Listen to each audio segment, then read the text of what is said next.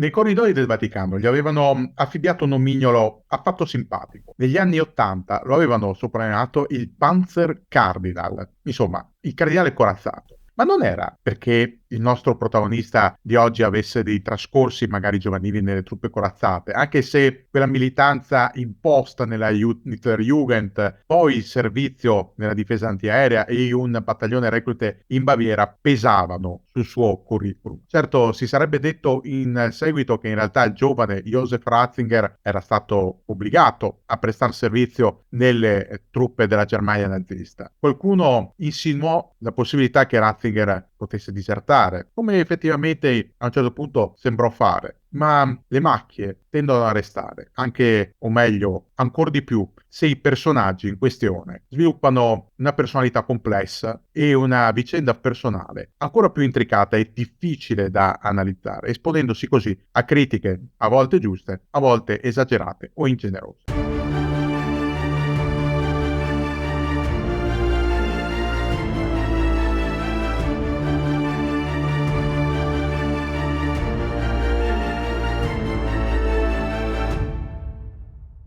Semplicemente Joseph Ratzinger aveva fama di intransigente all'interno della gerarchia ecclesiastica, di uomo tutto d'un pezzo, non disposto a cedere nemmeno un millimetro, né sulle questioni puramente fideistiche, tantomeno sulle questioni organizzative e di mero equilibrio di potere sotto la cupola di San Pietro. Beh, si può dire che Joseph Ratzinger non fosse esattamente una persona morbida con cui trattare, però bisogna riconoscergli un merito. Era indubbiamente un teologo molto preparato, forse uno dei migliori all'interno della scuola tedesca. E proprio questa sua grande intelligenza, questa sua sottigliezza e l'enorme sterminato bagaglio culturale, ovviamente all'interno delle questioni di fede e di dogmatica, erano stati i motivi per cui il cardinale Frings lo volle con sé in occasione del Concilio Vaticano II. Quel concilio che era stato convocato da Papa Roncalli, Giovanni XXIII, e poi concluso da Paolo VI, per dare una svecchiata alla liturgia ecclesiastica, per adattarla ai tempi correnti. Resisi conto in Vaticano che la celebrazione liturgica e non solo stava svilendo, si stava allontanando sempre di più da una società che procedeva a velocità non doppia ma quadrupla rispetto all'adeguamento dello stesso Vaticano. Ebbene, si era deciso di aggiornarsi, di provare a restare al passo coi tempi. Frings aveva voluto il giovane Ratzinger al suo fianco come esperto e come collaboratore. E quella vetrina, un'occasione davvero di ampio respiro, venne sfruttata abilmente da Ratzinger, che in breve tempo, nel giro di qualche mese, costruì una fama di ascoltato consigliere, irrobustita poi nel corso del concilio, perché anche altri cardinali impararono a conoscerlo e ad apprezzarlo per, come abbiamo detto, il suo grande e enorme bagaglio culturale riguardo alla religione cattolica.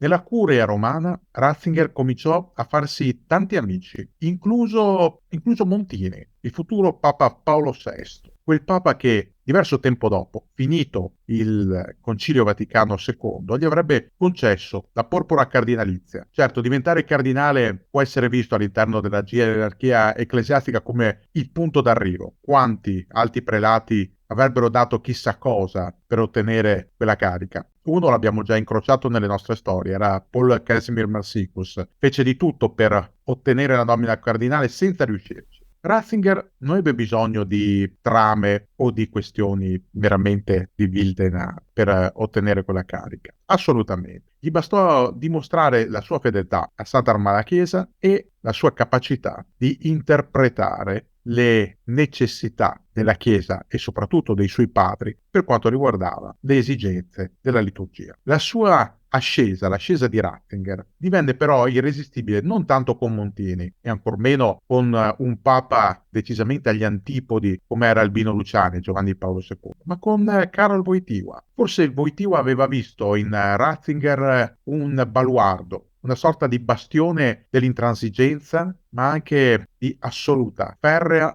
volontà di conservazione della tradizione. E per questo motivo gli aveva affidato quello che un tempo si chiamava il Sant'Uffizio. Il Sant'Uffizio non ha storicamente una buona nomea. Un tempo era semplicemente la Santa Inquisizione. Era quell'organismo distribuito in mezza Europa, destinato a scovare, perseguire, condannare gli eretici o chiunque fosse giudicato come un nemico o potenziale tale della Chiesa romana. Ne sapeva qualcosa un toscano vissuto nel Settecento. Il suo nome era Tommaso Crudeli. Tommaso Crudeli venne accusato di eresia e di apostasia per essere stato uno dei primi massoni italiani. Il suo martirio: venne arrestato, imprigionato, interrogato, torturato e infine rinchiuso. Fece sì che il Granducato di Toscana fosse il primo stato preunitario non solo ad abolire l'istituto del Sant'Uffizio, ma addirittura a ordinare la stessa demolizione dell'edificio usato dal Sant'Uffizio a Firenze, scatenando un'ondata in tutta l'Italia preunitaria e anche nel resto d'Europa di rifiuto di quello che era una presenza non tanto gradita e spesso impositiva da parte della curia romana. Fatto sta che la Congregazione per la Dottrina della Fede, questo è il nuovo nome assunto dal Sant'Uffizio, era rimasto dall'epoca di Tommaso Crudeli in avanti forse il più temuto fra tutti i dicasteri vaticani, e fu proprio lì che Ratzinger si guadagnò quel soprannome, Panzerkardinal, per la sua capacità di andare oltre qualunque ostacolo, come un mezzo corazzato coi cingoli che passa su tutto e su tutti. Lì Ratzinger fu capace di sfoggiare quella che era la sua potenza di fuoco, non perché fosse un esperto artigliere, assolutamente, parliamo in senso metaforico. La sua potenza era dovuta al peso diplomatico, alla sua fitta rete di amici e collaboratori all'interno della curia, ma anche al di fuori, tra le varie nuziature apostoliche lungo il pianeta. Non solo, pensiamo che a un certo punto fu lo stesso Ratzinger a intervenire pesantemente proprio su un argomento che abbiamo appena toccato, quello della massoneria. Alla fine degli anni 70, all'inizio degli anni 80, si manifesta non solo in diverse parti d'Europa, ma anche a Roma, una sorta di tentativo di riconciliazione, di riavvicinamento tra un organismo profondamente dogmatico come la Chiesa Cattolica e uno assolutamente adogmatico come appunto la massoneria. Ci sono anche degli alti prelati, alcuni di questi addirittura tedeschi, che spingono per trovare un punto di incontro, per mettere fine a oltre 250 anni di ostilità. Ebbene, Ratzinger, proprio nelle vesti di responsabile dell'ex Sant'Uffizio, della Congregazione per la Dottrina della Fede, emette un documento che sconfessa non solo i vescovi tedeschi che si erano fatti promotori di questa specie di dialogo, ma addirittura la dottrina di due papi precedenti, Giovanni XXIII e Paolo VI, che entrambi avevano manifestato una tenue disponibilità, una lieve apertura nei confronti dei massoni, non solo italiani. Questa specie di doccia gelata fu un qualcosa di mai visto prima. Sembrava quasi che Ratzinger agisse non solo con l'imprimatur del Papa, cioè di Wojtyła, ma addirittura con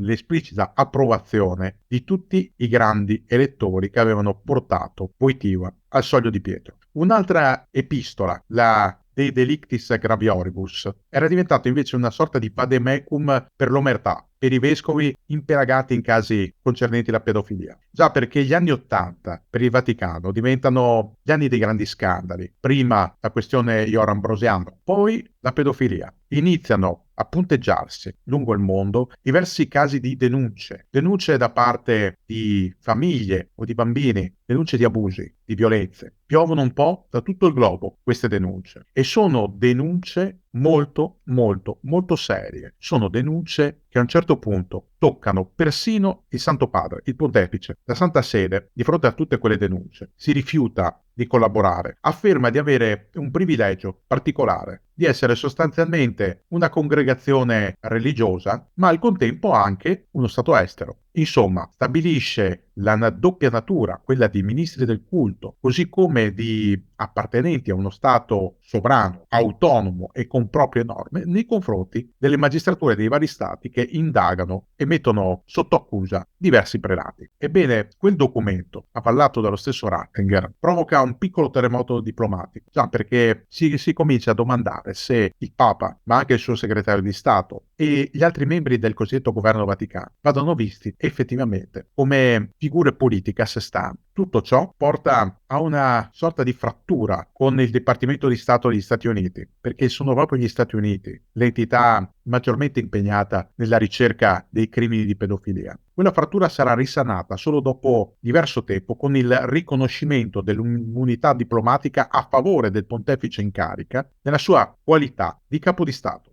Un altro piccolo capolavoro di Joseph Ratzinger. Eppure, nonostante questa sua determinazione, questa sua assoluta, irremovibile fede nelle leggi della Chiesa romana, non erano in molti a scommettere su Ratzinger quale successore di Giovanni Paolo II. Tutto ciò nonostante lo stesso Giovanni Paolo II abbia attraversato un martirio personale durato all'incirca 5 anni, dal manifestarsi dei primi grossi problemi di salute, fino a un calvario lunghissimo, fatto di esposizione mediatica, anzi sovraesposizione mediatica, completata con la morte seguita praticamente in mondovisione dai fedeli ma non solo. Quando il concistoro dei cardinali si ritrova nella Cappella Sistina per eleggere il nuovo successore al soglio di Pietro, ebbene il nome di Ratzinger non è molto quotato, nemmeno dai bookmakers. Si pensa che possano esserci altri candidati, d'altronde Wojtyła era stato il primo papa non italiano dopo quasi mezzo secolo e un secondo papa non italiano consecutivamente non era visto di buon occhio, almeno secondo quelle che erano le analisi dell'epoca da parte dei vaticanisti. Eppure le analisi possono sbagliare. Eppure l'elezione di Joseph Ratzinger al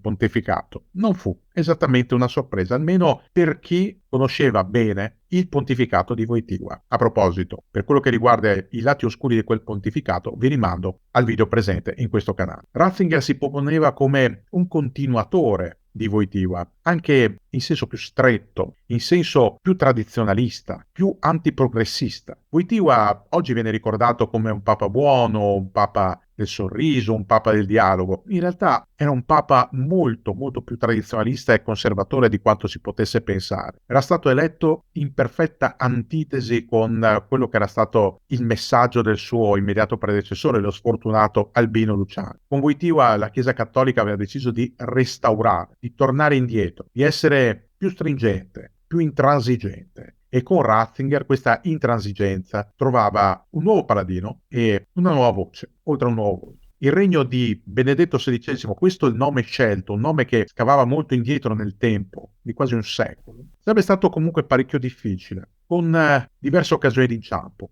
Non solo la pedofilia, una piaga che ritorna ciclicamente e che condiziona ciclicamente diversi pontificati. Ma pensiamo allo scandalo dei legionari di Cristo con le violenze all'interno della setta, oppure all'Irlanda dove emergono le violenze condotte all'interno degli istituti religiosi. Poi c'è la Lectio Magistralis a Ratisbona. Ratisbona è un luogo speciale per Ratzinger e non solo. È l'università in cui si annida il cuore pulsante della teologia tedesca. E durante quella Lectio Magistralis Ratzinger era scivolato sulla classica buccia di banana, una dichiarazione improvvida, una citazione storica che aveva fatto imbufalire il mondo islamico. Tanto negli anni precedenti si era cercato un confronto pacifico, per non dire un dialogo con le altre religioni, tanto il pontificato di Ratzinger viene punteggiato, contraddistinto da questi scivoloni o di occasioni di attrito, di comprensioni, di incidenti diplomatici. Un altro incidente, ad esempio, è il perdono concesso agli scismatici lefebvriani, i seguaci di Monsignor Lefebvre, quei 4 vescovi che erano stati scomunicati perché ritenuti eretici e perdonati da Ratzinger, a cominciare dal vescovo inglese Williamson, antisemita, dichiarato, un vescovo che desta scandalo ogni volta che rilascia delle dichiarazioni. Poi c'è un altro caso, un caso già partito con Wojtyła, quello della lotta all'AIDS, soprattutto in Africa, dove purtroppo la piaga della sindrome da immunodeficienza acquisita è di difficile contenimento e dove l'Organizzazione Mondiale della Sanità raccomanda l'uso dei profilattici, dei contraccettivi non da bocca per provare a contenere la diffusione di quella che sostanzialmente è una pandemia. Ebbene, anche in questo caso Ratzinger si dimostra un pontefice non al passo coi tempi, ma rimasto ancorato alla tradizione, quasi intoccabile da parte del mondo estraneo. È come se le questioni di stretta attualità non tocchino il pontefice, che continua a ripetere la dottrina pura e semplice, una dottrina che però si dimostra non al passo coi tempi. È un problema il pontificato di Ratzinger, è un problema continuo, è un problema che emerge anche all'interno della curia romana, dove si muovono tante fazioni. Certo, c'è la fazione che lo appoggia, c'è la fazione che lo critica, c'è anche un'altra fazione che lo ritiene, incredibile ma vero, troppo moderato. Strano a dirsi e anche a sentirsi, eppure è così. Lo riveleranno anni dopo alcuni suoi stretti collaboratori, a cominciare da padre Georg Genswein, il suo segretario particolare, chiacchieratissimo perché molto potente, ma anche molto intimo del pontefice. A lungo ci saranno diverse maldicenze sul loro rapporto. Fatto sta che Ratzinger, a partire dal 2012 in avanti, subisce delle pressioni sempre maggiori, sempre più difficili da contrastare. Pressioni che nascono da parte di chi vorrebbe continuare a mantenere sotto silenzio gli scandali di pedofilia, da parte di chi vorrebbe una presa di posizione più dura nei confronti del mondo secolare, da parte di chi vorrebbe sostanzialmente restaurare l'antico papato. Ratzinger, schiacciato da queste pulsioni, da questa responsabilità che non fa per lui, che non riconosce, ritenendosi semplicemente solo un custode della teologia, Ratzinger decide alla fine di rassegnare le dimissioni. Lo fa l'11 febbraio del 2013, una data che entra nella storia. Erano passati quasi 6 secoli dalle ultime dimissioni di un pontefice. All'epoca era Gregorio XII. Quelle dimissioni, quelle di Ratzinger, hanno un messaggio politico. Sono frutto di una scelta molto sofferta e improntato a una lunga meditazione. Le motivazioni, come abbiamo detto, sono diverse. Ratzinger, stanco delle tante frizioni all'interno delle mura leonine, sottoposto a un'eccessiva pressione a cui non riesce più a reggere, forse addirittura ricattato per questioni che riguardano la gestione del patrimonio della Chiesa oppure il suo rapporto con padre Georg. Quel che è certo comunque è che la sua rinuncia avrebbe aperto una fase completamente nuova nella Chiesa Cattolica. L'elezione di Bergoglio, poi chiamato Papa Francesco, un nome nuovissimo, mai utilizzato prima d'ora, inizialmente sembrava essere il segno della continuità, insomma un gesuita preso dall'Argentina, di cui si parlava anche come uno spettatore rimasto con le mani in mano, con le braccia conserte durante la dittatura dei generali. Eppure quel gesuita cambierà moltissimo, cambierà per alcuni anche troppo. Ratzinger, nominato Papa Emerito e rinchiusosi in un monastero del Vaticano, da lì non esce più, non rilascia dichiarazioni, lascia fare al suo successore. Ma sono tanti i fedeli di Ratzinger, soprattutto dentro il Vaticano, che non gradiscono. Rimangono a lungo in silenzio, qualcuno ogni tanto lancia dei messaggi criptici, ci saranno altri scandali, però alla fine bisognerà attendere la morte di Ratzinger il 31 dicembre del 2022, perché tutti quei segreti, tutte quelle parole non dette, quelle frasi rimaste a metà, trovino una sorta di compimento. Tutto ciò viene esplicitato proprio da lui, da Georg Genswein, che dopo anni di silenzio parla con i media e si dichiara deluso da Francesco I, deluso da quella che doveva essere una scelta di continuità, invece si è rivelata di rottura, deluso da una politica vaticana tutto fuorché tradizionalista. È lo stesso Genswein a dire che anche Ratzinger era deluso e amareggiato per quella che si era rivelata una scelta in controtendenza col suo pontificato, ma non poteva più farci nulla. Certo, quelle parole di padre Georg Genswein gli sono costate cara. È notizia recente che Papa Francesco ha deciso di rispedirlo in Germania, togliendogli gli ultimi incarichi in seno al Vaticano. Una vendetta? O semplicemente la chiusura di un capitolo molto lungo, forse troppo lungo, di equivoci e di frasi pronunciate dietro le spalle. Quello che noi sappiamo del Vaticano è che sotto quel cupolone, dentro quelle mura, si muovono interessi, idee, posizioni politiche, si muovono delle posizioni e delle fazioni che vorrebbero condizionare non solo la politica interna, che comunque, essendo il Vaticano uno degli stati più piccoli del mondo, conterebbe poco, quanto piuttosto le scelte della politica mondiale, attraverso le pressioni condotte sui paesi a maggioranza cattolica, a cominciare dall'Italia, ma pensiamo anche alla Francia, alla Spagna, al Portogallo, l'Irlanda, gli stessi Stati Uniti dove le comunità cattoliche sono molto forti e poi tutto il Sud America. Quando viene eletto un nuovo erede di San Pietro, non sono solo i fedeli a guardare con speranza e con un pizzico di timore al domani. sono anche i governanti che devono capire con chi dovranno avere a che fare, con chi dovranno misurarsi. Ecco, quando venne eletto Ratzinger, tanti governanti capirono che non sarebbe stato semplice, si sarebbero confrontati con l'ex Panzerkardinal, destinato a diventare, scusate il gioco di parole, un Panzer Heiligster Vater, cioè un Santissimo Padre corazzato. Con le sue dimissioni è cambiato molto nella Chiesa e con la sua scomparsa si sono aperte le cataratte. Pare essere iniziato lo scontro finale tra le due anime della Chiesa, quella più aperta verso i deboli,